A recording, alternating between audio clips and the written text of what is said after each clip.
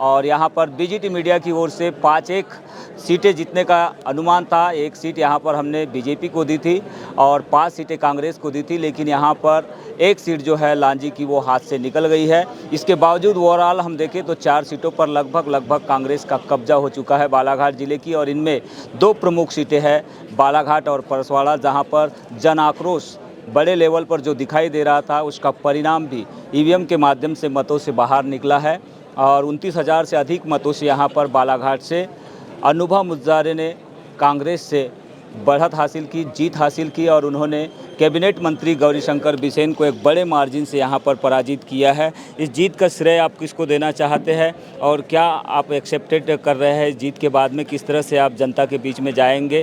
क्या प्रायोरिटी होगी बालाघाट शहर को लेकर, जिले को लेकर? नमस्कार। बालाघाट विधानसभा क्षेत्र की सम्मानीय जनता ने, मेरे आदरणीय बड़े बुजुर्गों ने, मेरी माताओं ने, मेरे भाइयों ने, बहनों ने, सभी ने जो मुझे मतदान किया, बहुत खुल के मतदान किया, परिवर्तन के नाम पे मतदान किया, उसके लिए मैं सबका हार्दिक अभिनंदन करती हूँ, आभार व्यक्त करती हूँ, धन्यवाद देती हूँ। और मैं अपनी इस जीत का जो श्रेय है वो पूरा का पूरा श्रेय लोकतंत्र में मेरी जनता, मेरी जनार्दन है, मैं जनता को ही अपनी जीत को समर्पित करती हूँ।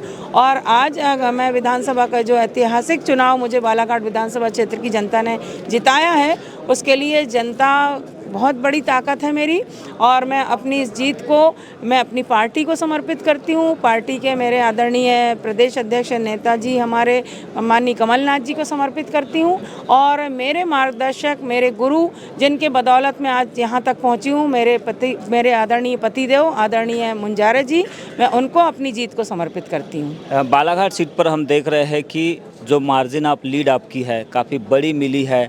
क्या चुनाव माहौल में जब आप गए पब्लिक के बीच में तो क्या इस तरह का माहौल आपको देखने मिला था जो ईवीएम के बाहर से देखने मिला? आप किस तरह से इसको महसूस कर रहे हैं? बालाघाट विधानसभा क्षेत्र की जनता लंबे समय से सम्मानीय गौरीशंकर बिसेन जी के कार्यकाल को देख रही थी। 7 बार के विधायक हैं सम्मानीय गौरीशंकर बिसेन जी, 2 बार के सांसद हैं, कैबिनेट मंत्री भी रहे 3 बार, अभी भी वो कैबिनेट मंत्री थे।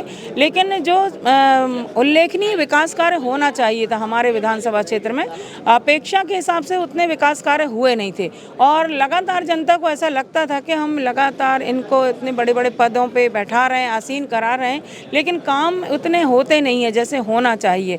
तो विकास कार्यों को ध्यान में रखते हुए जनता ने मुझे लगता है मतदान किया है।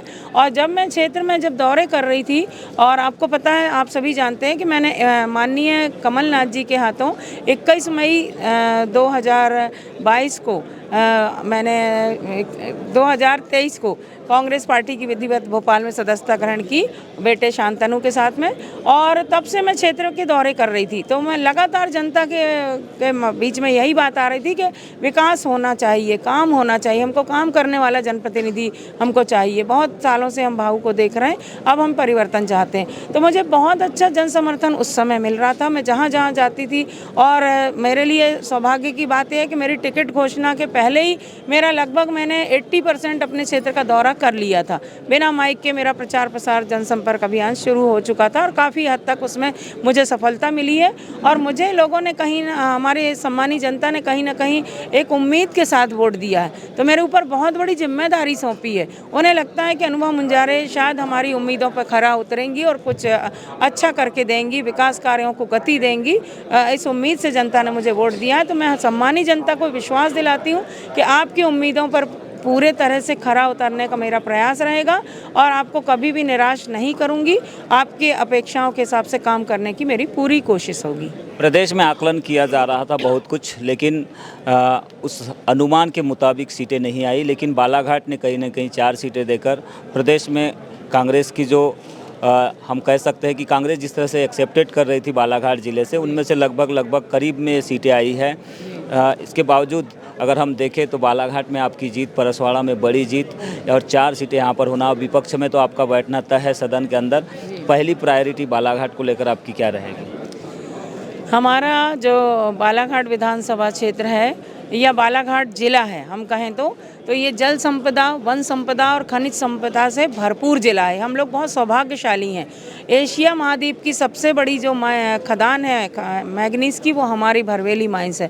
तो हम हर तरह से अपने आप को भाग्यशाली मानते हैं, लेकिन इन सब चीज़ों का सही दोहन नहीं हो पाया है। सही मतलब हमारे जो नेतागण हैं जो बड़े पदों पर बैठे रहे, उनकी कहीं ना कहीं उदासीनता के चलते हमारे जो ये संपदा है उनका सही दोहन नहीं हुआ, उसका लाभ हमको नहीं मिल पाया है।